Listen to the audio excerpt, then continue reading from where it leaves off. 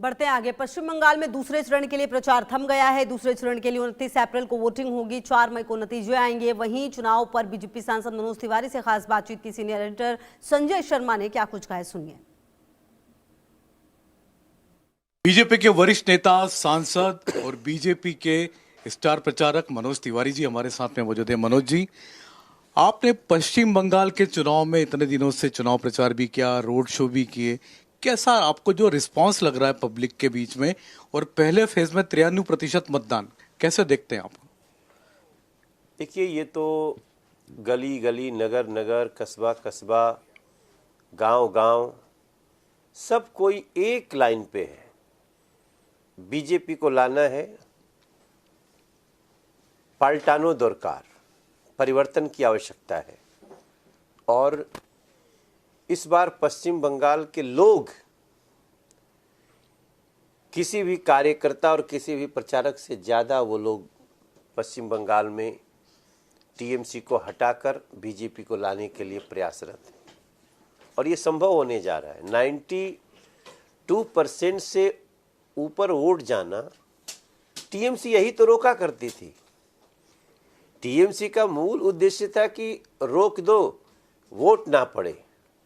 ये घर में ये लोग बीजेपी को वोट देने वाले हैं, ये बिल्डिंग है, ये गांव है, ये नगर है, वहाँ ब्लॉक करो, आइडेंटिफाई करो। आज धन्यवाद चुनाव आयोग को, ऐसा फेयर इलेक्शन हो रहा है कि सब लोग अपना वोट निर्भय होकर डालें। भय का शासन गया। चुनाव आयोग ने जो निर्भयता दी है उसमें पक्का परिवर्तन होने जा रहा है पश्चिम बंगाल में। लेकिन ममता बनर्जी आरोप लगा रही कि बीजेपी बाहरी लोगों को लेकर के बंगाल में, जिनको बंगला बोलना नहीं आती। हाँ, तो ममता दीदी जो है वो बांग्लादेशी इलीगल घुसपैठियों को अपना समझती है और इस देश के, इस पश्चिम बंगाल के लोगों को बाहरी समझती है। आप देखिए कितना बड़ा दुर्भाग्य है। यही तो कारण है जिसके कारण पश्चिम बंगाल एकजुट खड़ा हुआ है। बाहरी के आछे, बाहरी आछे बांग्लादेशी इलीगल घुसपैठिया, रोहिंग्याज। बाहरी कोई पश्चिम बंगाल का मानुस नहीं है। बाहरी इस देश का कोई व्यक्ति किसी राज्य में रह रहा है तो बाहरी नहीं है, उसका तो राइट है। हाँ, वोट एक जगह होगा, वो चाहे पश्चिम बंगाल के किसी जगह पे हो या पश्चिम बंगाल में ही किसी एक ही जिले में होगा, किसी एक ही विधानसभा में होगा। तो ये तो चुनाव आयोग ने बहुत अच्छा किया। ममता दीदी का ये बौखलाहट है, उसको क्या कहते हैं, फ्रस्ट्रेशन। वो खुद ही वो तो कई बार बोल चुकी है, अच्छा रहेंगे तो फिर मिलेंगे, तो लोगों ने कहा नहीं रहने की जरूरत है, आप अपने घर में रहना और पश्चिम बंगाल का विकास बीजेपी नरेंद्र मोदी जी के डबल इंजन के साथ करेगी। ममता बनर्जी प्रधानमंत्री नरेंद्र मोदी हुबली में जब फोटो शूट कराते हैं उस पर उनको आपत्ति होती, कहते हैं आप यमुना नदी में क्यों नहीं कराते हैं? उनको यही तो प्रॉब्लम है कि यहाँ की फोटो क्यों खींच रहे हो, क्योंकि यहाँ की फोटो में बहुत सारे कमियां हैं और उसको नरेंद्र मोदी जी, उनका तो आदत है, हॉबी है। माँ गंगा की पूजा हो, प्रकृति की पूजा हो, लोगों की पूजा हो, छोटे कामगार की पूजा हो, ये नरेंद्र मोदी जी की पहचान है। लेकिन जैसे ही वहां तक मोदी जी गए, दीदी परेशान हो गई, क्योंकि सभाई जे बोलछे, जे रकम अत्याचार होच्छे, ताई दीदी सुनते चाही ना, टीएमसी सुनते चाही ना, किंतु बीजेपी सुनते चाही एंड बीजेपी निदान करबे। सर, ममता बनर्जी के लिए चुनाव प्रचार करने के लिए अरविंद केजरीवाल भी पश्चिम बंगाल आए हुए हैं। वो कह रहे हैं कि बीजेपी के 3 यार हैं, मोदी जी के 3 यार हैं, ईडी, सीबीआई और चुनाव आयोग। अपना घर संभाले पहले। अब पता नहीं वो आम आदमी पार्टी रह भी जाएंगे कि नहीं रह जाएंगे, क्योंकि 10 में 7 सांसद अपनी पार्टी बना करके गए। बड़ा अच्छा हुआ कि अरविंद केजरीवाल यहाँ आए। यही अरविंद केजरीवाल जिसने जमुना जी को कितना निर्मम तरीके से नष्ट करने की कोशिश की, यही ममता दीदी उनका सपोर्ट कर रही थी। आज बीजेपी आई है, जमुना जी भी संवर रही है, मोदी जी ने गंगा मैया के स्वच्छता का अभियान लिया है। अब पश्चिम बंगाल को इसकी अस्मिता वापस लेने के लिए बीजेपी और मोदी जी आगे बढ़ रहे हैं।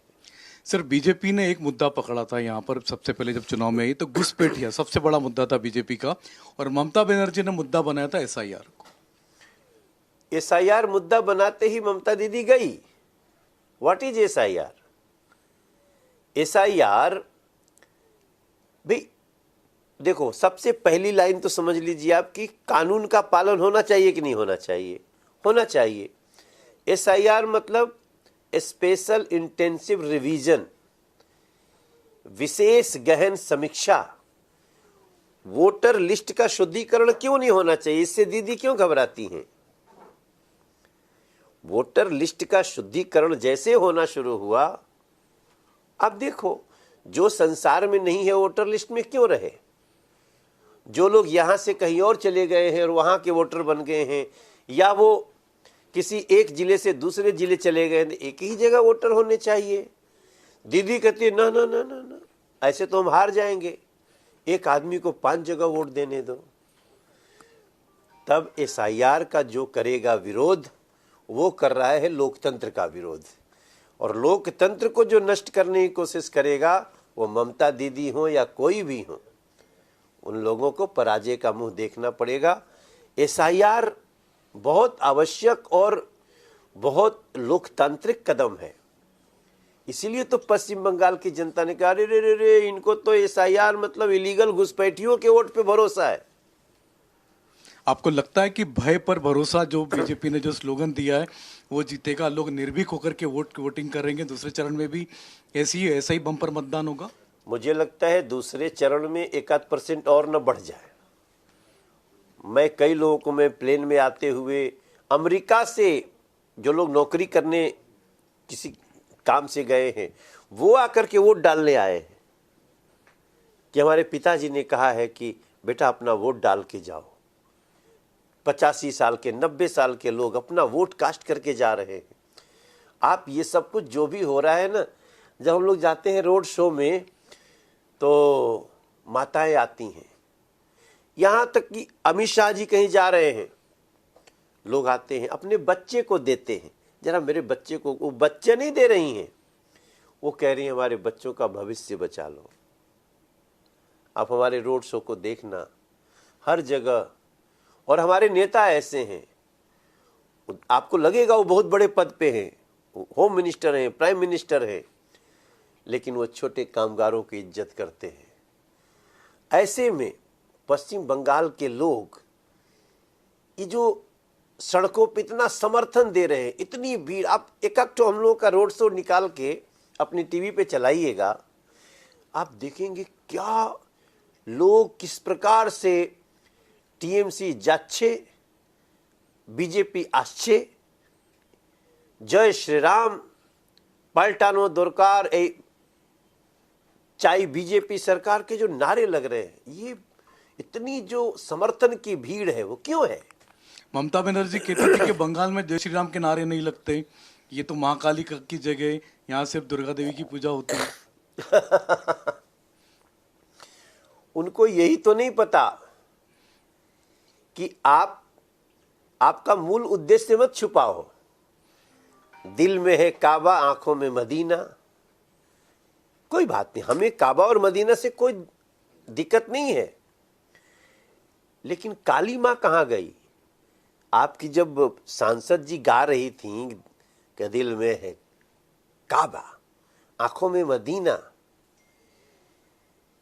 तो फिर काली मां किधर है? कहां है काली मां? कोথায় আছে काली मां? कोথায় আছে स्वामी विवेकानंद जी? कोথায় আছে रामकृष्ण परमहंस जी? आप हमको मत कहलवाइए। हम राजनीतिक रूप से कुछ भी कह दें, आप राजनीतिक रूप से कुछ भी कह दें, सच्चाई पश्चिम बंगाल की जनता को पता चल गया। क्या होगा दूसरे फेज में, क्या होगा मनोज जी? और क्या लगता है आपको, क्या यहाँ पे बीजेपी की सरकार बनेगी? और बीजेपी की सरकार बनती तो 4 मई के बाद क्या बदलने वाला है बंगाल में? 4 मई के बाद पश्चिम बंगाल में गरीबों के, हर गरीब महिला को 3000 रुपया मिलना शुरू होगा। 4 मई के बाद यहाँ पे नए नए इंफ्रास्ट्रक्चर बनने शुरू होंगे। 4 मई के बाद एक से एक ऐसे कार्य होंगे कि पश्चिम बंगाल में निर्भयता का राज होगा, भय का राज नहीं होगा। इस तरह से हम आगे बढ़ने वाले। ये थे मनोज तिवारी, जिनका कहना है 4 मई के बाद बंगाल बदलने वाला है। यहाँ पर भय का राज नहीं होगा, भरोसे का राज होगा। कैमरामैन अंकुश के साथ संजय शर्मा, इंडिया न्यूज, कोलकाता।